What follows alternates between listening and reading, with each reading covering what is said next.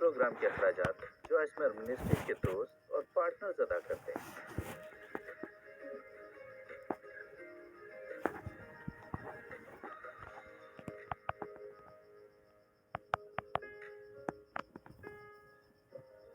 मैंने फैसला किया कि मैं छोटा सा इम्तिहान करूंगी। मैं गुज़िश्ता 8 हफ्तों से हर उस चीज को लिखती जा रही हूँ जो गुस्सा दिलाने वाली और मेरे साथ पेश आ रही है और जो फिर शिकायत करने का सबब बनती है। और 8 हफ्तों में 34 चीजें वाकई हुई जो हर दूसरे दिन होती हैं। आपको भी ऐसा ही करना चाहिए। आप हैरान होंगे और देखेंगे कि इब्लीस क्या करने की कोशिश कर रहा है। वो बस ये कोशिश कर रहा है कि हमारे अंदर से जिंदगी की रोशनी को खत्म करके हमें अजियत से भर दे। और हम जो यीशु नाम के स्टिकर अपनी गाड़ियों पर और अपने गले में बड़ी सी सलीब पहने फिरते हैं, जज्बाती होकर बुड़बुड़ाते और शिकायतें करते फिरें, हर इतवार चढ़ जाएं और हर वक्त ये गीत गाते रहें, खुदा हमेशा मेहरबान है। जानते ही मुझे अफसोस है कि मैं इन हालात में बहुत देर से हूँ। मुझसे ये नहीं होता। अगर आप बाहर निकलकर ऐसी जिंदगी नहीं गुजार सकते तो फिर हर इतवार चढ़ जाकर ऐसे गीत गाने का क्या फायदा। आमीन। लिहाजा अब आते हैं उन 34 चीजों की तरफ। नंबर 1, वर्जिश करते हुए मेरी कमर जख्मी हो गई। छत से पानी टपका और मेरी मेज पर गिरा और उसकी लकड़ी फूल गई। मेरा नाखून टूट गया जो मेरे लिए बहुत तकलीफ का बाइस था। आप अपनी उंगली पर पट्टी बांधकर यहाँ ऊपर आके अच्छे नहीं लगते। मेरी कलाई मुड़ गई। मेरा सामान जहाज पर रह गया। मेरी माँ के मरने से पहले मुझे नर्सिंग होम जाना पड़ा और मुझे खुद उनकी देखभाल करना पड़ी। और अगर आप नर्सिंग होम में किसी की देखभाल कर रहे होते हैं तो आपको मालूम नहीं होता उनको कब किस तकलीफ का सामना करना पड़ जाए और आपको बहुत कम आराम का मौका मिलता है और आपको सब कुछ छोड़कर आप जो भी कर रहे होते हैं उनको संभालना पड़ जाता है। मैंने आप में से बहुत सारे लोग आमीन कहते हुए सुना। मुझे 2 मरतबा अपनी माँ के लिए नर्सिंग होम जाना पड़ा। मेरी कमर अब भी दुखती है। कमर की दर्द के लिए बाजुओं को फैलाते हुए एक पर चोट भी लग गई थी। अब उस मौके पर मेरी कमर में दर्द, बाजू में दर्द और कलाई में दर्द। मुझे एक बार फिर अपनी माँ के लिए नर्सिंग होम जाना पड़ा। अपने सफेद सोफे पर सुर्ख रंग का विटामिन शरबत गिरा दिया। जेब ने गोल्फ की बॉल खिड़की के रास्ते गोल्फ कोर्स में फेंक दी।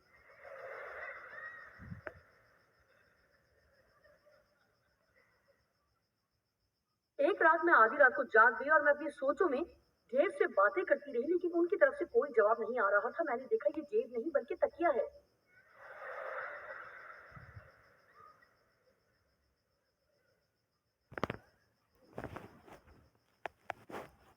मैंने सोफा बदलने में पैसे खर्च कर दिए जिसे बदलने का कोई मंसूबा नहीं था।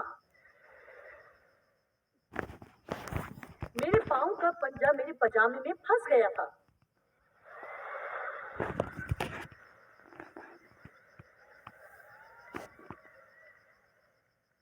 और मैंने अपना पंजा खींचा तो मेरा पंजा लास्टिक में फंस गया और फिर मेरे दूसरे पंजे में, और कभी इस तरफ उछलती और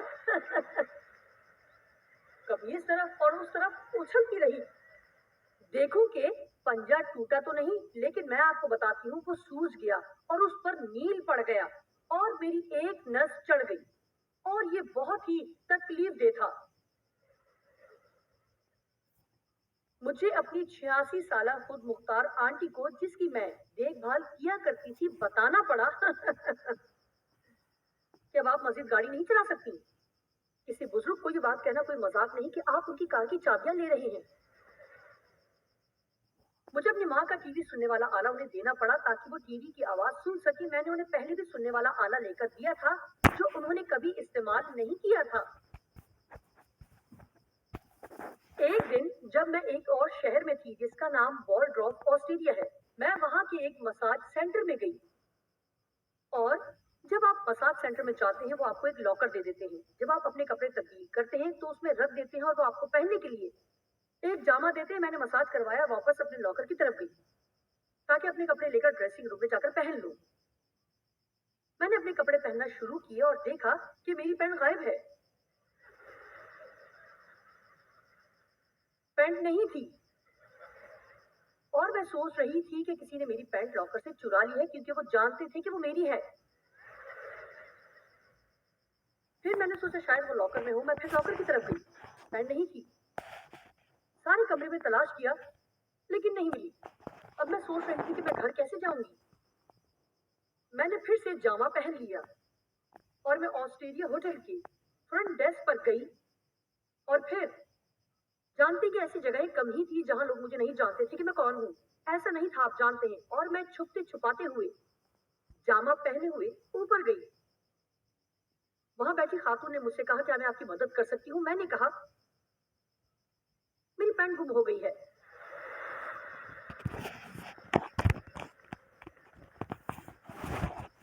जी जानते हैं कि ये हकीकी जिंदगी है, ये पुलपट वाली जिंदगी नहीं है। ये और तरह की जिंदगी है। हमारी जिंदगी भी दूसरे आम लोगों जैसी है। आमीन। लिहाजा उसने कहा आपकी पैंट खो गई है। मैंने कहा वो मेरे लॉकर में नहीं है। खैर अब हम फिर नीचे जा रहे थे। वो मेरे साथ थी, हम पैंट तलाश कर रहे थे। उसने हर लॉकर में देखा लेकिन पैंट न मिली। बिला आखिर उसने कहा आप जानती हैं कि हमारी गिफ्ट शॉप वहां है, मैं उनको कॉल करूंगी, आप वहां जाकर अपने लिए पैंट ले सकती हैं। अब मुश्किल ये थी कि गिफ्ट शॉप तक जाने के लिए लॉबी में से गुजर कर जाना था और गिफ्ट शॉप पर जाने के लिए उन कपड़ों में लॉबी में से गुजरना एक मुश्किल मरहला था। मैं गिफ्ट स्टोर में गई। खातून ने मुस्कुराते हुए कहा आप वो हैं जिनकी पैंट गुम हो गई है। फिर उन्होंने मुझे पैंट दी।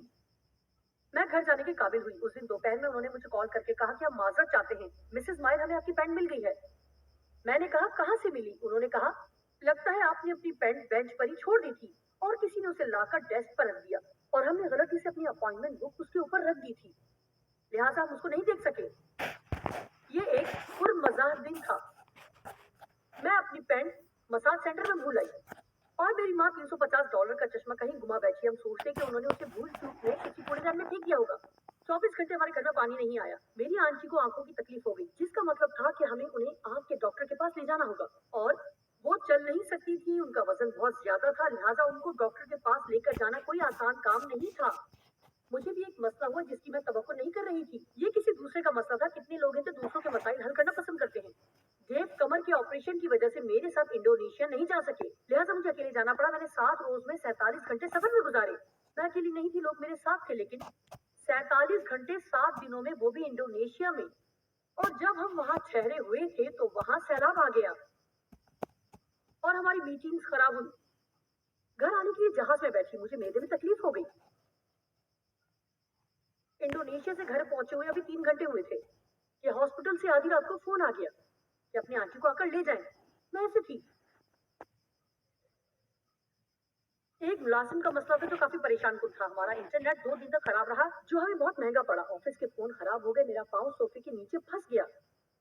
मुझसे बिस्किट का डब्बा कैंटीन के फर्श पर गिर गया। मुझे अपनी आंटी को बताना पड़ा कि उन्हें अब नर्सिंग होम जाना होगा क्योंकि अब वो मजीद घर पर नहीं रह सकती थी।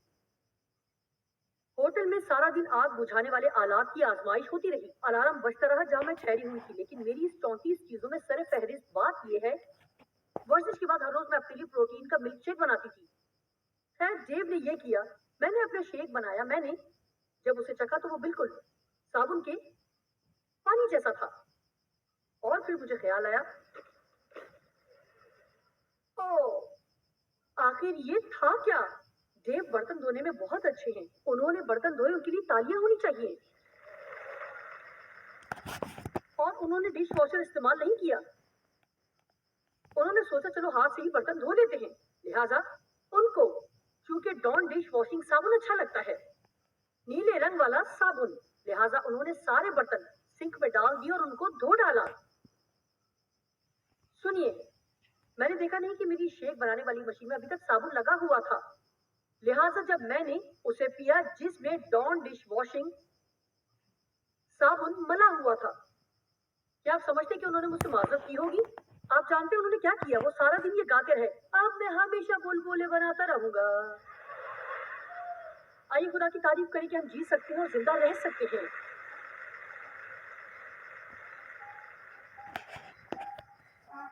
लिहाजा बात यह है कि जिंदगी एक हकीकत है और ऐसी बातें भी होती रहती हैं।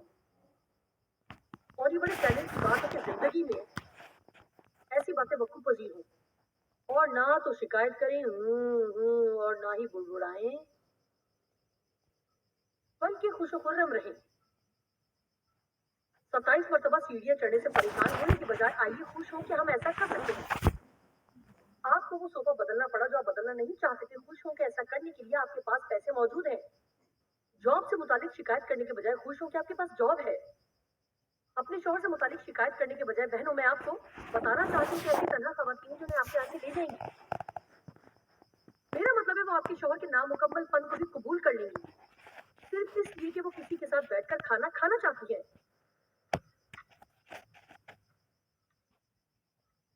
शिकायत करना गुनाह है। गिनती 21 बाब की 4 से 7वीं आयत तक। बनी इस्राइल से मुतालिक लिखा है, फिर उन्होंने कोहे हूर से रवाना होकर बहरे कुलजम का रास्ता लिया ताकि मुल्क अदुम के बाहर बाहर घूम कर जाएं, लेकिन उन लोगों की जान परेशान बेहौसला होकर उस रास्ते से आजिज आ गई। हम उस वक्त तक शुक्रगुजार रहते हैं जब तक कोई नाखुशगवार बात बाकी ना हो। आप में से कितने लोग जानते हैं कि आजमाइशें जिंदगी का हिस्सा है, मुश्किलात जिंदगी का हिस्सा है। मुझे इस बात से हैरत होगी अगर हम में से कोई सारा दिन गुजार दे और वो बात वाकई ना हो जिसकी वो उम्मीद कर रहा था कि वाकई ना हो। मैं आपको कुछ बताना चाहती हूँ, हम उन चीजों पर कितनी तवज्जो देते हैं जो हमें ज्यादा परेशान करती हैं। मैं बड़ी ध्यानदारी से बता सकती हूँ कि वो चीजें, हत्ता कि वो सब बातें जो मैंने पढ़कर सुनाई, मुझे इतनी परेशान नहीं करती। असल में मैं उन बातों को भूल जाना चाहती हूँ, उनको याद भी नहीं रखना चाहती। मेरे लिए ये बात दिलचस्पी से खाली नहीं थी कि उस एक वक्त में मेरे साथ कितना कुछ हो रहा था। मैंने इस वक्त को हंसी खुशी कहा किया खुदा की तारीफ हो, और ये बात इब्लीस को पागल कर देती है। आमीन। क्या आप खुश रह सकते हैं? यसू इसलिए नहीं हुआ कि हमें जिंदगी में कोई दुख नहीं मिलेगा। ये बात लोगों को मुतासिर ना करती अगर हम सिर्फ खुश रहते और हमें कभी कोई मुश्किल ना देखनी पड़ती। ऐसा कोई भी कर सकता है, लेकिन जब कोई मुश्किल आती है जिसमें से आपको गुजरना होता है, या आप दुआ कर रहे हैं और आपको इंतजार करना है और आपकी जिंदगी में मुश्किलात आ रही हैं और आप समझ नहीं पा रहे कि ऐसा क्यों है, हम सिर्फ खुदा पर भरोसा रखने के लिए बुलाए गए हैं। जब यसू सलीब पर था वो भी नहीं समझ पाया, ऐ खुदा तूने मुझे क्यों छोड़ दिया? मैं अपनी रूह तुझे सौंपता हूँ। मैं यकीन करता हूँ, मैं भरोसा और खुदा पर भरोसे पर एक किताब लिख रही हूँ और मुझे बहुत ही मजा आ रहा है। और खुदा पर भरोसा करना फर्ज नहीं, ये तो एक एजाज है। मेरा मतलब है कि हमारे पास हर वक्त एक इंतखाब मौजूद रहता है कि हम खुदा पर भरोसा करें। 5वीं आयत। और लोग खुदा की और मूसा की शिकायत करके कहने लगे, अब इल्जाम तराशी का खेल शुरू। मैं मुश्किल में हूं, उसमें किसी और का कसूर है। तुम क्यों हमें मिस्र से बियाबान में मरने के लिए ले आए? यहाँ तो ना रोटी है और ना पानी, और हमारा जी इस निकम्मी हकीर गैर हकीकी खुराक से कराहियत करता है। अभी ज्यादा देर नहीं गुजरी थी कि उन्होंने खुद को इस हैरत से अलग कर लिया मन, और फिर अचानक उनको उससे नफरत हो गई। दयानतदारी से अगर हम खुद से दयानतदार हो तो वो चीजें जो हम कभी खुदा से मांगते हैं उन्हीं के लिए हम शिकायत करते हुए पाए जाएंगे।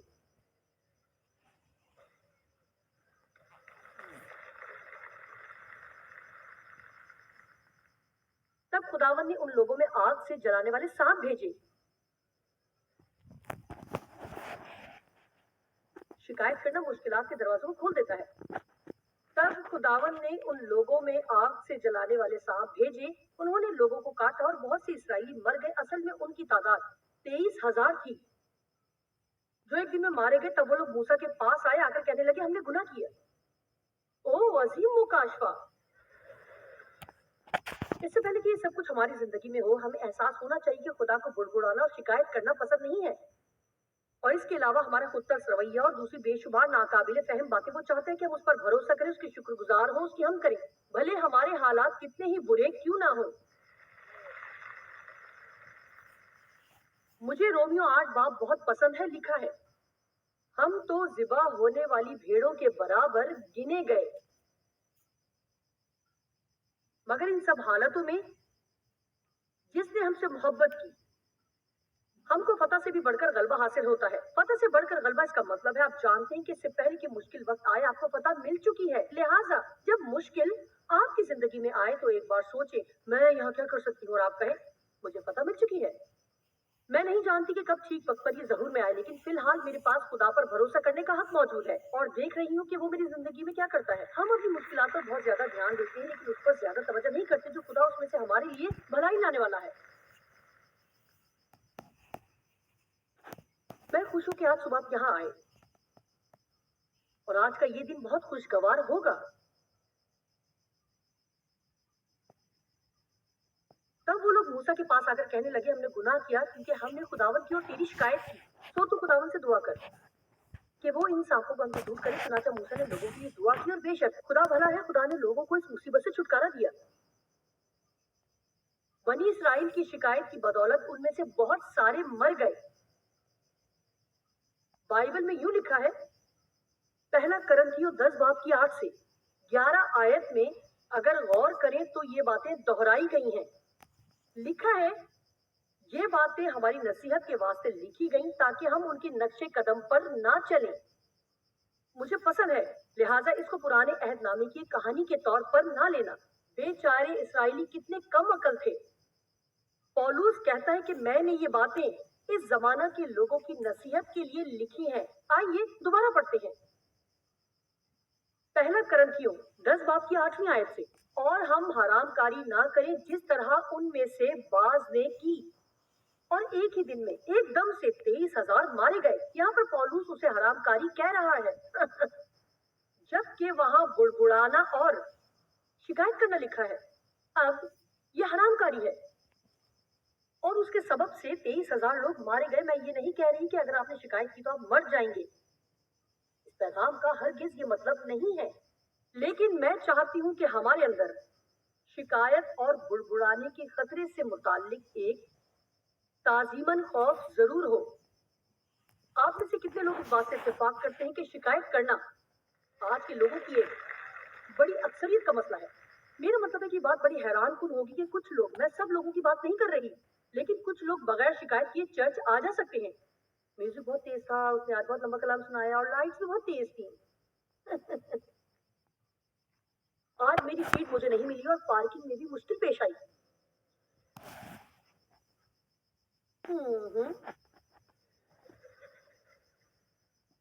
आपको कुछ देर वहीं बैठना पड़ा।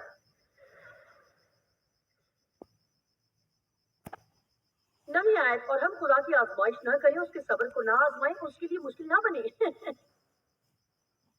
मतलब कि आप लोग सोचें आप मुश्किल में हैं और हम खुदा की आजमाइश ना करें जैसे उनमें से बाज ने की और सांपों ने उन्हें हलाक किया।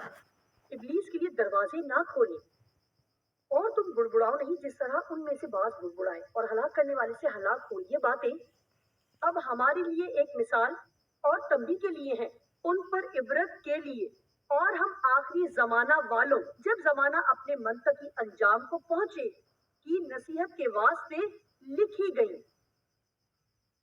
शिकायत करने से मुराद एक ही जगह रुके रहना। क्या आप सब्र से काम लेते हैं? क्या आप बड़ी बहाली में रहते हैं? क्या आपको खुद को खुश करने के लिए बहुत कुछ करना पड़ता है? क्या हर चीज आपकी मर्जी और मंशा के मुताबिक हो? क्या आप शिकायत ना करें। मैं चाहती हूं कि जो मैं कहने के लिए तैयार हूं वो सुने। जिस चीज के लिए आप कुछ करने के लिए तैयार नहीं उसकी शिकायत ना करें।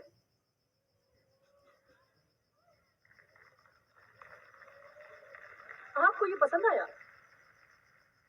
आप में से कितने हैं जो ज्यादा काम करने की शिकायत करते हैं?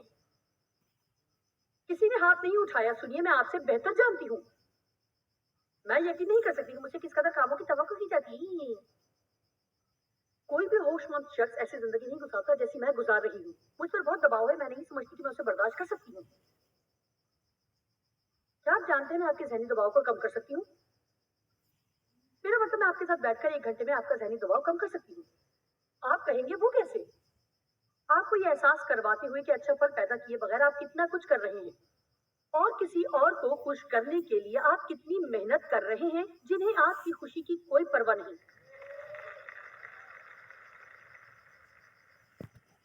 रोया के बगैर शिकायत ना करें। नहमिया ने हैकल की गिरी हुई दीवारों की शिकायत की थी और उसके पास रोया भी थी और उनको मरम्मत करने का मंसूबा भी था। अपने गंदे घर की शिकायत न करें, उठिए और उसको साफ करें। मार्टिन लूथर ने भी नस्ल परस्ती के खिलाफ शिकायत की थी, लेकिन उसके पास रोया भी थी। सुनिए, बगैर रोया की शिकायत ना करें। हबक्कूक दूसरा बाप पहली दो आयात। ओह, मुझे मालूम है मैं भी खुदा से इस तरह बात करती रही हूँ। मैं अपनी ईदगाह पर खड़ा रहूंगा और बुर्ज पर चढ़कर इंतजार करूंगा कि वो मुझसे क्या कहता है और मैं अपनी फरियाद की बाबत क्या जवाब दूं कि खुदा से अपनी शिकायत के जवाब में उसकी तर्जुमान बनूं। तब खुदावन ने मुझे जवाब दिया और फरमाया कि रोया को तख्तियों पर ऐसी सफाई से लिख कि लोग दौड़ते हुए भी इस काबिल हों कि पढ़ सकें आसानी के साथ और जल्दी से। अगर आपको अपनी जिंदगी में मालो दौलत से मुतालिक शिकायत है तो फिर अपनी रोया को लिख लें। एक दिन आएगा कि मेरा तमाम कर्ज उतर जाएगा। आप ये लिखें और कहीं दीवार पर लगा दें। मेरा मतलब है कहीं पर भी लगा दें और हर रोज 3-4 मरतबा आप अपनी फहरिस्त को देखें। खुदा मेरे साथ है। अच्छा पैमाना दाब दाब कर और लबरेज करके और हिला हिला कर तुम्हारे पल्ले में डालेंगे। आमीन। मैं मौत के खौफ में जिंदगी बसर नहीं करूंगी। मुझे अच्छा महसूस नहीं हो रहा। मैं हर वक्त थकी थकी रहती हूँ। इसकी तह में जाऊंगी। मैं तवानाई और जोश से भर जाऊंगी तो मेरी जिंदगी का हर दिन खूबसूरत होगा।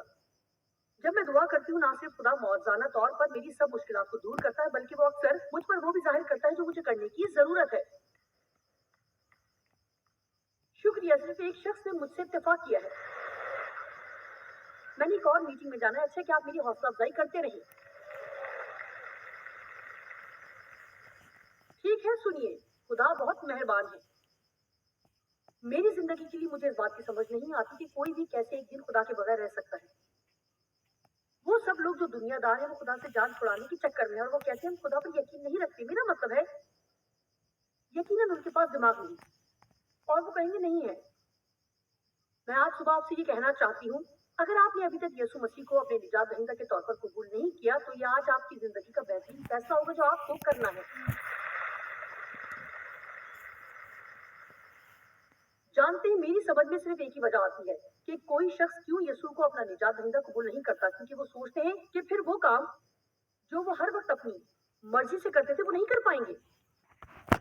शायद उन्हें किसी हिदायत पर अमल करना पड़े या कुछ अहकामात हो या उन्हें ऐसी तर्ज जिंदगी को छोड़ना पड़े जो खुदा के नजदीक नापसंदीदा हो। लेकिन मुझे बात कहने दी, वो चीजें जो आपको अजियत में रखती हैं, खुदा उस वक्त तक आपको कुछ छोड़ने के लिए नहीं कहेगा जब तक वो उससे बढ़कर कोई चीज ना दे दे। खुदा भला खुदा है। आप किसी ऐसी हस्ती के साथ रिश्ता सवार करना क्यों नहीं चाहेंगे जो कादर मुतलिक सारी कायनात का मालिक हो और इससे पहले कि आपका वजूद इस दुनिया में आता वो उस वक्त से आपसे मोहब्बत करता है। आप क्यों नहीं चाहेंगे कि खुदा की हुजूरी हर वक्त आपके साथ हो। मुझे इस हकीकत से मोहब्बत है कि खुदा हमेशा हमारे साथ है। वो हर उस चीज की फिक्र करता है जो हमसे मुतालिक है। आप में से कुछ लोग बड़ी बेचैनी से ऐसे शख्स की तलाश में जो उनसे प्यार करे। मैं आज आपको बता रही हूँ, कोई आपसे ऐसा प्यार नहीं कर सकता जैसा यीशु करता है। कोई नहीं।